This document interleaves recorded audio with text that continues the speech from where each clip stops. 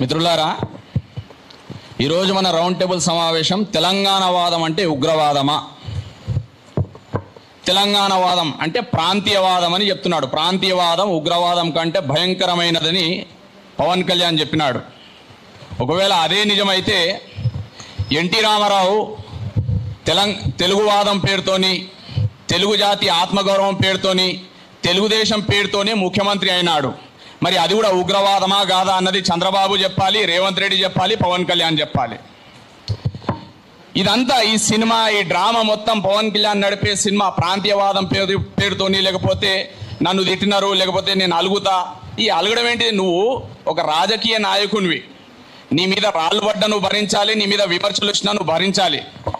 నువ్వు మా ప్రాంతానికి సంబంధించినంత వరకు మా ఆత్మగౌరవం పైన, మా అస్తిత్వం పైన దాడి చేయాలని చూస్తే ఖచ్చితంగా నీ మీద రాళ్ళు పడతాయి.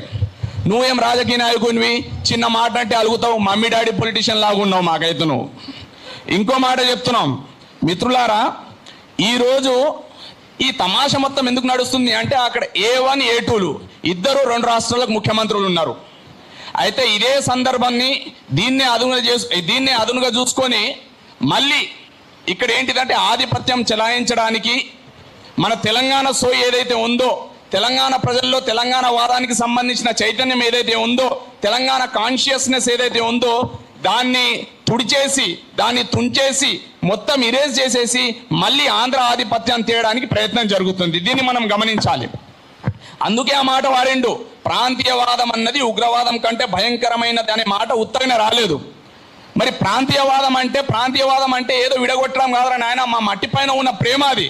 ఒకవేళ ప్రాంతీయవాదం గురించి నువ్వు మాట్లాడినట్లయితే ప్రపంచమంతా ఈరోజు ప్రాంతీయవాదమే. దేశాల మధ్యలో గోడలు ఎందుకున్నాయి, రాష్ట్రాల మధ్యలో సరిహద్దులు ఎందుకున్నాయి, జిల్లాల మధ్యలో సరిహద్దులు ఎందుకున్నాయి, మండలాలు, తాలూకాలు ఇవన్నీ ఎందుకున్నాయి? ఇదంతా ప్రాంతీయవాదం కిందకే వస్తుంది. అట్లయితే నీకు ఒకవేళ ప్రాంతీయవాదం కాదనుకుంటే ఖండాల మధ్యలో, దేశాల మధ్యలో ఏవైతే గోడలు ఉన్నాయో అవన్నీ కూల్చేయగలుగుతావా? అది సాధ్యమవుతుందా? కావున నువ్వు చెప్పే మాట ఎప్పటికీ కూడా అంగీకరించే ప్రసక్తి లేదు, నువ్వు సోయలేని మాట అన్నట్టు.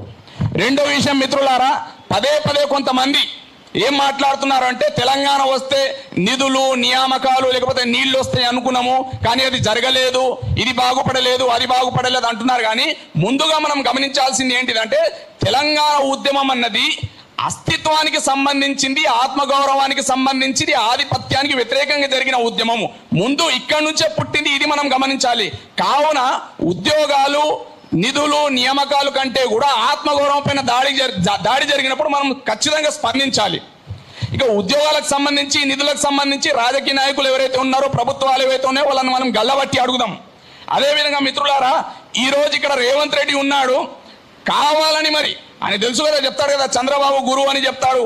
ఇప్పుడు వాళ్ళు బీజేపీతో కలుసున్నాడు రేవంత్ రెడ్డి, చంద్రబాబుతో కలుసున్నాడు, పవన్ కళ్యాణ్ కూడా రమ్మన్నది మన ఆయననేమో ఏమని తెలుసు. కానీ ఈరోజు కేంద్రంలో ఉన్న అంటే మన హైకమాండ్ అంటారు కదా కాంగ్రెస్ వాళ్ళు, రాహుల్ గాంధీకి సొయ్యి ఉంటే, బుద్ధి ఉంటే ముందుగా ఏంటిది అంటే రేవంత్ రెడ్డిని అక్కడ నుంచి ముఖ్యమంత్రి పదవి నుంచి తీసేయాలి. కరుడు కట్టిన మీరు కాంగ్రెస్ ప్రభుత్వాన్ని ఏదో తెచ్చుకున్నారు కదా, కేసీఆర్ మీద కొట్లాడి, లేకపోతే ఏదో ఒక మాయ మాటలు చెప్పి, మరి అందులో కరుడు కట్టిన కాంగ్రెస్ వాదులు ఉంటారు. మీరు ఎందుకు ముఖ్యమంత్రి గారు, మీరు ఎందుకు కొట్లాడరు, మీరు ఎందుకు దీన్ని వ్యతిరేకించి రాహుల్ గాంధీ ముందు ఎందుకు కూర్చోరు? కావున దీనిపైన కూడా మీరు ఆలోచించాలి. అదేవిధంగా మిత్రులారా, నీకు దేశభక్తి గురించి మాకు నేర్పిస్తున్నాను, దేశభక్తి పెరగాలి, మార్వాడి వద్దు, నార్త్ ఇండియా వద్దు, ఈ ఇండియా వద్దు అని చెప్తున్నావు. కానీ దేశభక్తి గురించి నీ దగ్గర మేము పాఠాలు నేర్చుకోవాల్సిన అవసరం లేదు. ఎందుకంటే నీకు ఎప్పుడైతే నీ ప్రాంత పైన ప్రేమ ఉంటుందో, నీ మట్టి పైన ప్రేమ ఉంటుంది, నీ ఊరి పైన ప్రేమ ఉంటేనే నువ్వు దేశాన్ని ప్రేమించగలుగుతావు. నువ్వు ప్రాంతాన్ని ప్రేమించొద్దు, అంతా ఒకేలా చూడాలి అంటే నీ దేశభక్తి ఎక్కడి నుంచి వస్తుంది చెప్పు? నువ్వు దేశభక్తి గురించి మాకు చెప్పాల్సిన అవసరం లేదు.